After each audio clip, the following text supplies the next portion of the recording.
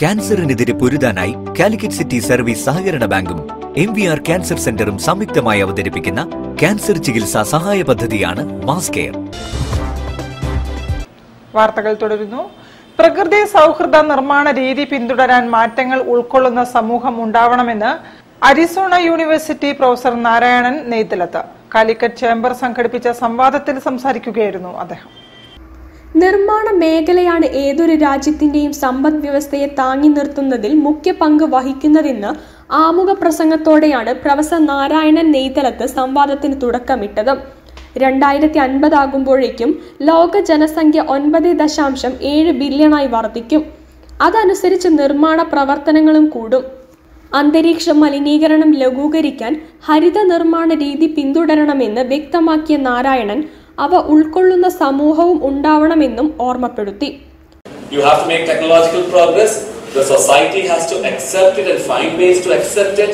There has to be policy changes. There has to be incentives in using it, and there has to be a group of technocrats willing to adopt and implement these strategies by taking risks so that we go faster. Okay, thank you so much.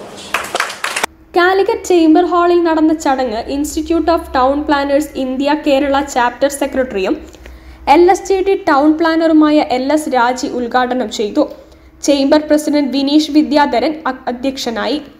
Engineer Anandamani, engineer Shaji Krishna, Zubair Kolakkadan, doctor K Moidu, chamber secretary Sirajuddin Illathodi, Vishob Panangad തുടങ്ങിയവർ സംബന്ധിച്ചു. ITPI, BAI, Grace, CMA, ICI എന്നിവരുടെ സഹകരണത്തോടെയായിരുന്നു പരിപാടി സംഘടിപ്പിച്ചത്. നിർമ്മാണ രീതികളിൽ പരീക്ഷണങ്ങൾ നടത്തിയ അമേരിക്കയിലെ മലയാളി സാന്നിധ്യം നാരായണൻ നെയ്തലത്തുമായുള്ള സംവാദം അവബോധം സൃഷ്ടിക്കുന്ന ഒന്നായി മാറി. News bureau, Kozhikode. അന്താരാഷ്ട്ര ലഹരി വിരുദ്ധ ദിനത്തോടനുബന്ധിച്ച് കുറ്റിച്ചിറ GVHSS വിവിധ പരിപാടികൾ സംഘടിപ്പിച്ചു. ലഹരി വിരുദ്ധ സന്ദേശം